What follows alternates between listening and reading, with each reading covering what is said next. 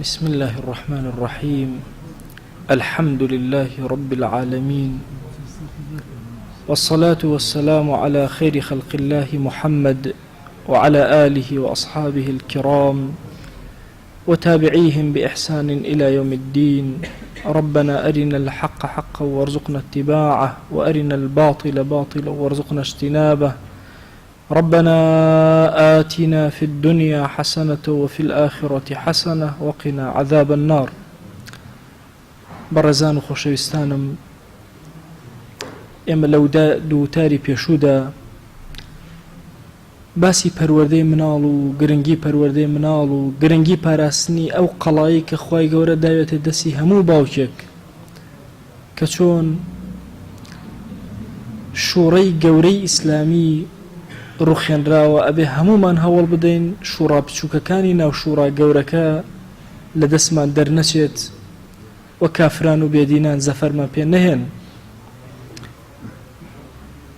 بە درێژایی مێژووی 100 ساڵەی ڕووخانی خلافەتی ئیسلامی هەمیشە ماڵەکان سەنگەرێکی زۆر گەورە بوون بۆ پارێزگاری لە دین و بەرهەڵسکاری ئەو شۆڕشە گەورەیە یا ئەو هجوومە گەورەی کە کراوەتە سەر ئیمانداران. لە ئەمڕۆیە بەهۆی شاشەکانەوە خەتەری گەورەتر کەوتۆتە سەر ماڵەکان. ئەمڕۆ بەهۆی شاشەکانەوە هێرشی گەورە و بەردەوامی کافران و بێدینان بۆ سەر قەڵای جوانی ماڵەکان زۆر بە قورسی دەستی پێ کردووە. ئێمەی موسڵمانیش ئەبێ ئەنواع جۆری ئەسالیب بەکاربێنین هەتا وەکو ماڵەکانمان پارێزراو بێت. بەخوا هەر یەکێک لە ئێمە گوناهبارە بین لە بەردەم ڕەب العالەمینە ئەگەر کەم تەرخەمیەکمان کردبێت لە پەروەردەی مناڵمانە. بۆیە لە ئەمڕۆیە باوکەکان ئەرکیان زۆر گرانتر و قورسترە، ماڵەکان زۆر گەورەتر ئەبێ کارکەن، بنەماڵەکان ئەبێ زیاتر خۆیان مانووکەن هەتا وەکو عەقیدەیەکی پوخت و پاک لە ناو مناڵەکانیانە بەرهەم ئەدەن. هەموو ئەو ناوازەیانەی کە ئەیبینین لە کۆمەڵگای کوردیە ئەمڕۆ بڕواکەن هەمووی هۆکارەکەی بریتە لەوەی کە ئیسلام تیامانە لاواز بوو.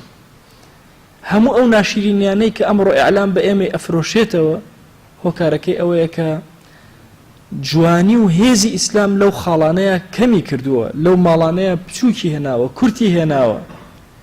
بۆیە ئێمە بەڕاستی ئەبێ بەری درەختی ئیمان لە مناڵەکانمانە ڕنگ پێ بدەینەوە. ئەگەر هاتوو بەری درەختی ئیمان، بەری درەختی عەقیدەی ئیسلامی لە مناڵەکانمانە ڕەنگی دایەوە، ئێمە سەرکەوتوو بووین لەم شەڕەیە. ئەمە دوو حەزارەتی زۆر گەورە بەرابەر بە یەکتر وەستاونەتەوە. حەزارەتی ئیسلامی حەزارەتێکی بچووک نییە. هەتا ئێستش هەموو عالەم ئەوەی کە هەڵی ئەگۆزێت پاشماوەی ئەو حەزارەتە ئیسلامیەکەوە ئێمە بەجێمان هێشتووە. پێویستمان بەوەیە لە هەموو سوچ و کایەکانەوە کارکەین هەتا وەکو ئەم ئاینە پیرۆزە ئەکەوێتەوە سەر قاچەکانی خۆی، ئەکەوێتەوە سەر سکەی خۆی، مسلمانان هەڵ ئەسنەوە جارێکی تر قیادە و سیادەی عالەمەکە. تەسەور کە ئەمڕۆ کە لەوە ئەچێ بەناوی مرۆڤ دۆستی و بەناوی مافی مرۆڤ و بەناوی ئەنواع شێوازەوە هێرشێکی زۆر گەورە کرد، هێرشێکی ناڕەوای زۆر ناعەدالەت. تەسەور کە ئەم هەموو خەڵکە ئەکوژرێ، ئەم هەموو جوع و برسێتیە بڵاو ئەکرێتەوە، ئەم هەموو نەخۆشیە بڵاو ئەکرێتەوە بەناوی ئەوەی کە ئینسانیەت پێش کەوتووە لەبەرەوەی ئینسان پارە پەیاکە. بۆیە ئێمە لەم سۆنگەیە، لەم ڕۆژگارە ئەبێ ئیشەکانی خۆمان تۆکمەترکەین. ئاخر ئێمەی موسڵمان ئێستا هەر یەکێک لە ئێمە ئێستا ئەگەر ماڵەکەی بێت، ئەگەر بێت و ماڵەکەی ئاگری تێبەر بێ پەلامەرەدا یەکەم جار ئاگرەکە ئەکوژێنێتەوە. خۆ کاتێکەوە تۆ ماڵەکەت ئەسووتێ تۆ دانانیشی لایە بۆ مناڵەکەت بکەیت. ئێمە ئەمڕۆ عالەمی ئیسلامی لە حاڵەتێکی زۆر ناوازە و خەتەراتی ئەپەڕێ. بۆیە ئەبێ مەسئلەی ئوسرە و ماڵ هەموومان گرنگێکی زۆر تایبەتمان پێدا بێ. مصطفى السباعی یەکێکە لە مفەکرە جوانەکان و داعیە جوانەکان قسەیەکی زۆر جوانی هەیە، ئەفەرمێ باوکی جاهیل و باوکی عاقل لە دوو خاڵی بچووکە ڕنگ ئەداتەوە. ئەڵێ باوکی جاهیل هەمیشە حەز ئەکا مناڵەکانی جوانترین جلی لەبەرا، حەز ئەکا مناڵەکەی زۆر جوان بێ، بەڵام هیچ گرنگی بە ئەخلاقی مناڵەکەی نادا. ئەفەرمێ بەڵام باوکی عاقل ئەو باوکەیەکەوە گرنگی تەواوی بە ئەخلاقی مناڵەکەی داوە گوێی لێ نییە بەها لەلای ئەو یعنی مای بەها و قەدر نییە کاتێک کە مناڵەکەی باجلێکی شڕی لەبەرا بێ. سەعادەتی ماڵەکان لە گەورەی ماڵەکانان نییە، سەعادەتی کۆمەڵگا لە بەرزی خانووەکانیان نییە. ئەتۆ وەرە ماڵێک با 30 مەتر بێ، با 40 مەتر بێ، ماڵێک تایە گوزەر ئەکەن بەڵام بە تەواوی ئەخلاقی بەرزەوە هەموو سەعادەتیان بۆ خۆیان پچڕی.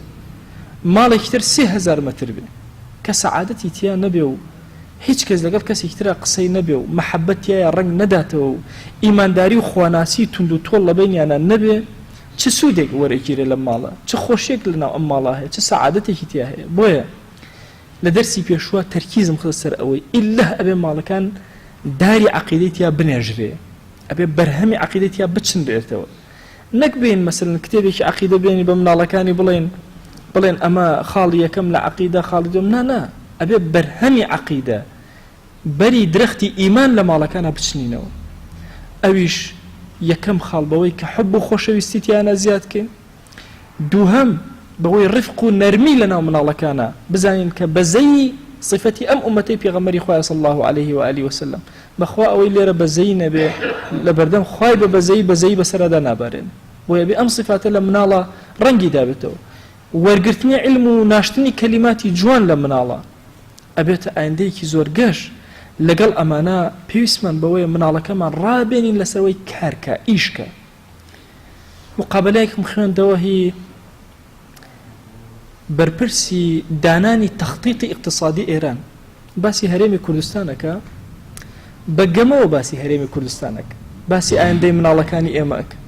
ئەڵێ هەموو هەرێمی کوردستان خەڵکێکی بخۆرن و هیچی تر، چونکە تەنها مناڵەکانیان فێری قەڵەم ئەکەن، فێری شتێکی تری ناکەن.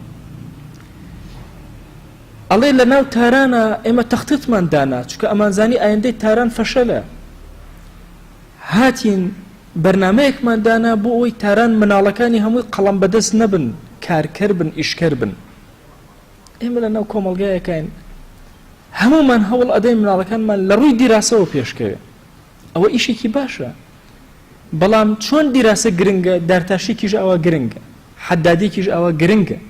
ئەمە بەشێکە لە عەقیدەی ئیسلامی. یعنی ئێمە جێشی موسڵمانان ئەگەر هێرشی کردبێتە سەر هەر شوێنێک، فەتحی هەر شوێنێکی کردبێ، بە حیاتی جوتیارێکی نەکوشت، بە حیاتی کەسێکی صانع نەکوژراوە بە دەستی ئومەتی ئیسلامی، پارێزگاری لەوانە کراوە بۆ ئەوەی ئەوانە بمێنەوە لە ناو کۆمەلگا، چونکە ئیشی کۆمەلگا لەسەر ئەوانە ئەڕوە. هەموو کەسێک کە صاحبی حرفەتێ بوو بێ بە هەموو شێوازێ پارێزگاری لەکراوە. لە فەرمایشتەکانیشا زۆر هاتووە پێغەمبەری خوا صلی الله عليه و آله وسلم کە جێشەکانی بەڕێ کردووە هەمیشە ئامۆژگاری ئەوەی کردوون ئەو کەسانی کەوا زەرعات ئەکەن نەیان کوژن، ئەو کەسانی کەوا صنعاتێکیان هەیە نەیان کوژن، چکەوانە کۆمەڵگە ئینسانیەت ڕائەگرن. بۆیە ئێمە واجبە لەسەر شانمان مناڵەکانمان فێری جۆرێک لە صنعاتەکان بکەین.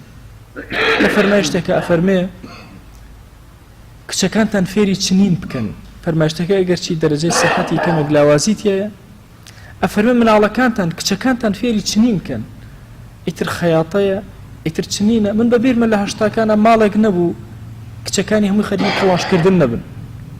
ئەم ئێستا هەر هەمووی خەریکی بەتاڵیە، هیچی تر. بۆیە ئەم بەتاڵی هەر هەمووی ئەبێتە گرفت لە ناو ماڵەکانە، سەعادەتی ماڵەکان تێک ئەدا. کوڕەکانیش هەموو جۆرە صنعەتەکان ئەبێ بە واجبێکی شەرعی لە مناڵەکانی فێر بکەن کەوا فێری ئەم کار و کەسابەتانە ببن. یەکێکیان کارەباچێتی بزانێ، یەکێکیان بزانێ گوڵ بچنێ، یەکیان بزانێ چۆن بەرهەمی گوڵ ئەدا، یەکێکتریان بزانێ چۆن زەرعات ئەکا. بۆیە ئەم واجبەی سەرشانمان زۆر گرنگە. ئەگەر ئێمە هەومان بیرکەنەوە لەمە پێش ئەو جیلەی پێشتر کەوا پەروەردە بوو هەموو جۆرە کەسابەتێکی کرد، لە عەلاگە فرۆشیکی بازاڕەوە بۆ ئەو فرۆشتن و بۆ ئەنواع جۆری کار و کەسابەت کردی. بەڵام ئەمێستا ناهێڵێ مناڵەکەی بەم شێوازە کارکە کە ئەمە هەڵەیەکی زۆر گەورەیە.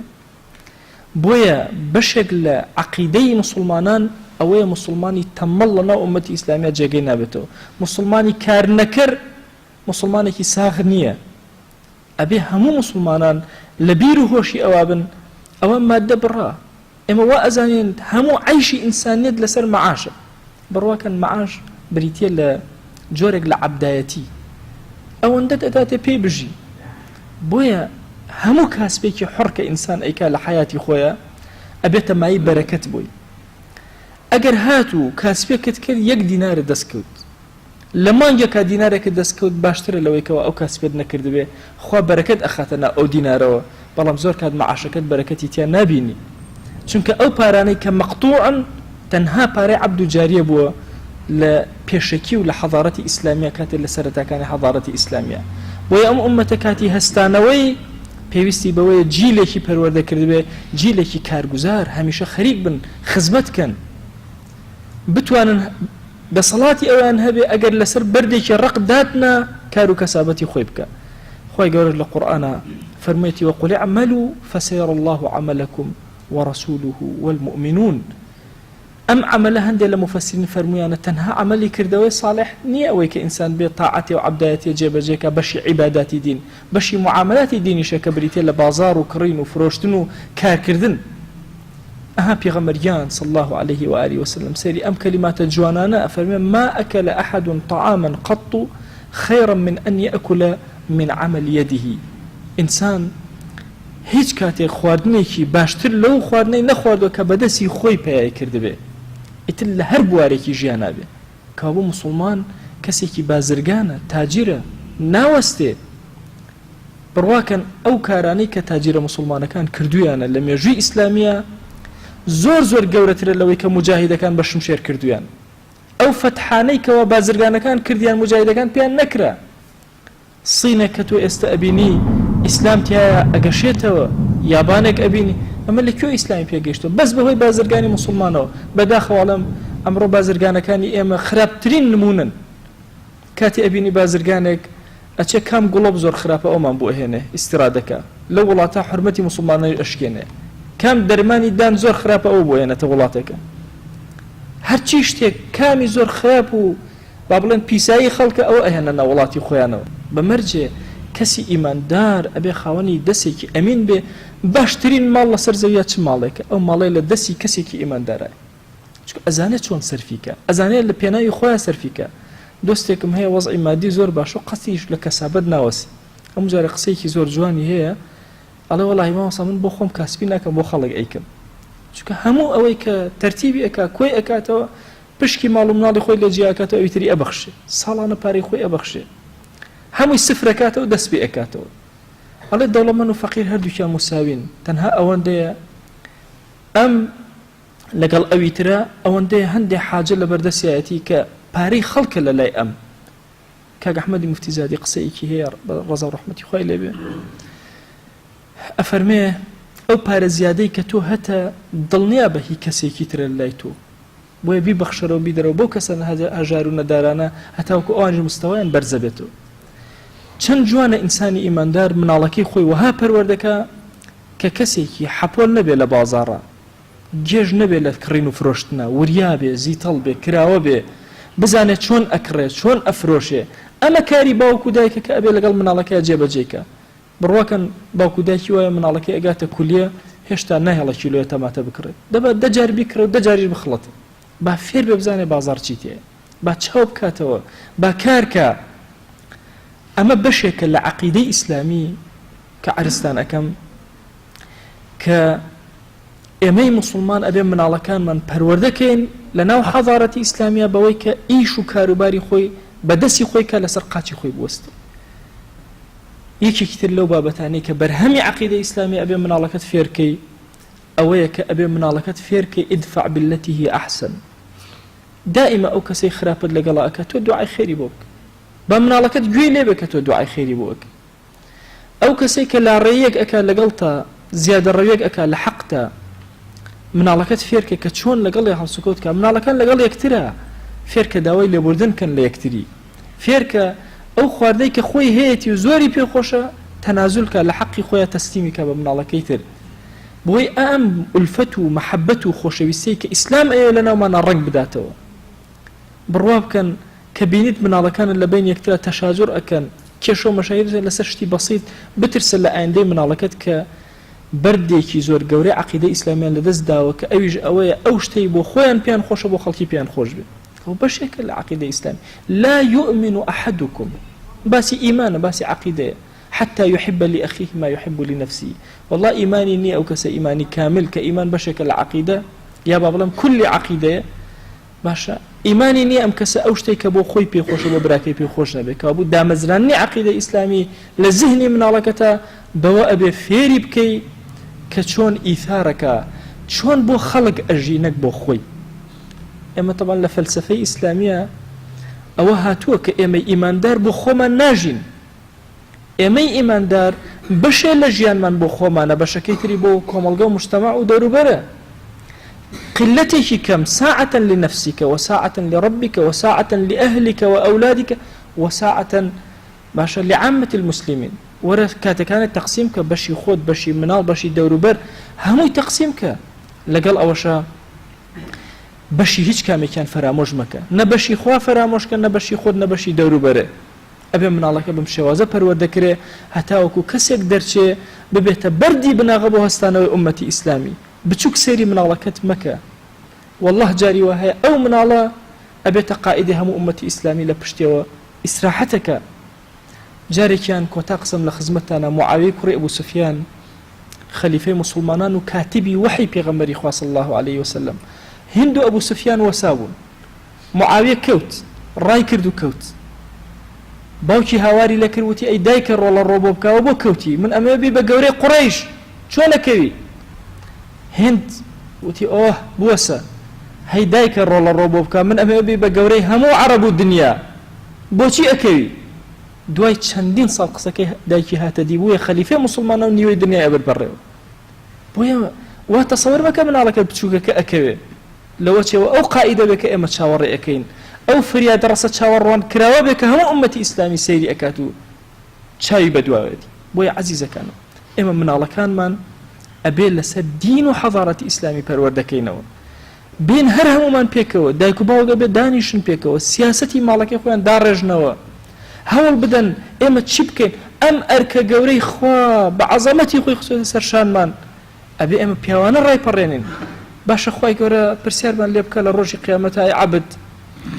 شمشيركم داو بدستوا بوي دفاعي بيبكي لدينك كوا تشيد لك كدوين بصاحبي قلايك صاحبي دولتك قلاكت شون دا بدستوا تشيد لك بوي هريك لأيما بأميدك قورا وإن شاء الله أبي كاركين لسر آين دي من الله كان من لعل جيل جيتا بيشوا خزمت كاريكي زور قوري أم دين درجن ئێمەش لە سایانە هەومان ئەحەسینەوە خوایە بۆ خاتی گەورەی خۆت داوان لێ ئەکەن بە ناوی جوانت بە صیفەتی بەرزە بە ئیسمی عەظەمت ماڵەکانمان پەروەردگارە لە خراپەی خراپەکاران بپارێزە یا ڕەبی خوایە مناڵەکانمان ئەولادی پێغەمبەری خوا ئەولادی ئومەتی پێغەمبەری خوا صلی الله عليه وسلم خوای گیان لە خراپە و فیتنەی ئەم زەمانە بپارێزە یا ڕەبی خوایە ئارامی بۆ ماڵەکانمان بگێڕەوە ئارامی بۆ شار و وڵات و نیشتمانمان بگێڕەوە يا ربي خويا آرامي بسر أمتي بيغمري خويا صلى الله عليه وآله وسلم ببارنا يا ربي خويا داوال لي أكين بناوي جوانت بصفتي برز باسم عظمت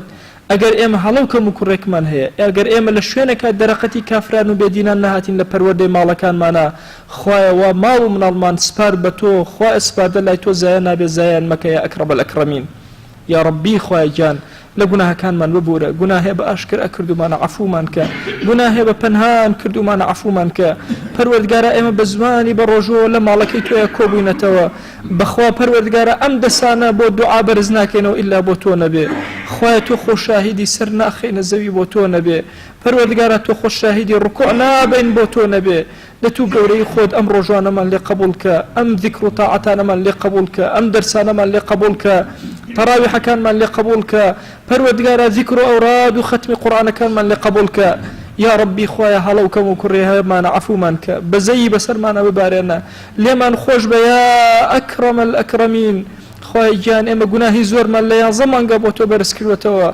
ولم بخوا پروردگارا عنادي لقلتو يا ناكين بخوا پروردگارا شهوت من ظالبو بسر معنا يا ربي خويا بزي خل لقل معنا بجولر وعفو منك خويا عفو منك خويا عفو منك يا ربي خويا جان سبارد لاي تو زينا بي وخوما نمالو من الما سباردي توكل وأمتي بيغمري خوما صلى الله عليه وآله وسلم سباردي توكل يا ربي خويا جان أم مسلمانا هر يكوكم الله قرفتيان هي خويا جان أوي بحال مال مالدارك أوي بمنال منالي بعطاك أوي بمنال منالكاني صالحك خوای ئەوەی قەرزارە قڕی سەرشانی سووکە ئەوەی ڕزقی کەمە ڕزقی حەڵاڵی زیادکە خوای ڕزقی حەڵاڵ لە بازاڕەکانمانە زیادکە پەروەردگارە بەرەکەت بەسەر بازاڕەکانمانە ببارێنە خوای گیان بەرەکەتی خۆت بەسەر ئاسمان و زەوی ئەم وڵاتەیە ببارێنە یا ربی خوای گیان لە فتنەی دوژمنان بمان پارێزە لە شەڕ و ئاشوبی کافران بمان پارێزە یا ربی خوای گیان داوا لێ ئەکەین بە گەورەی خۆت خوای هەر مسلمانێ نەخۆشە شیفای بۆ بنێرە یا ربی خوای گیان ئەو مسلمانەی حاجەیەکی هەیە خوای داوا لێ ئەکەین ناتوانێت بۆ کەسی بەرزکاتەوە بۆ تۆ نەبێ یا ربی خوای شیفای بۆ بنێرە یا ربی خوای حاجەکانی بۆ جێبەجێکە پەروەردگارە داوا لێ ئەکەین بە گەورەی خۆت بە ڕەحم و کەڕەمی خۆت لە گوناهی دایک و باوکمان ببوورە خوای لە گوناهی دایک و باوکمان ببوورە خوای لە گوناهی باو و باپیرمان ببوورە خوای گیان لە گوناهی مردوەکانمان ببوورە لە گوناهی براو خوشەکانمان ببوورە لە گوناهی خزم و کەس و کار و ئەقریبامان ببوورە پەروەردگارە لە گوناهی دراوسەکانمان ببوورە لە گوناهی ئەهلی گەڕەکەمان ببوورە لە گوناهی ئەهلی شارەکەمان ببوورە هیدایەتی گەنجەکانمان بدە حرمەتی ئافرەتەکانمان بپارێزە یا ئەکرەم الئەکرەمین یا ربی خوای گیان ئێستا قەبرستانەکان هەر هەموو چاوەڕێی دوعایەکی ئێمە ئەکەن خوای زۆرن ئەوانەی کەس نییە دوعایان بۆ بکە وا ئێمە لەم مزگەوتەوە دەستمان بۆ تۆ بەرزکەوتەوە خوای ئارامی بەسەر گۆڕەکانیانە ببارێنە یا ربی خوای ڕەحم و بەزەی خۆت بەسەر مردوانی ئەم شارەمانە ببارێنە خوای هەر کەس لەم مزگەوتان نوێژێکی کردووە سەدەقەیەکی کردووە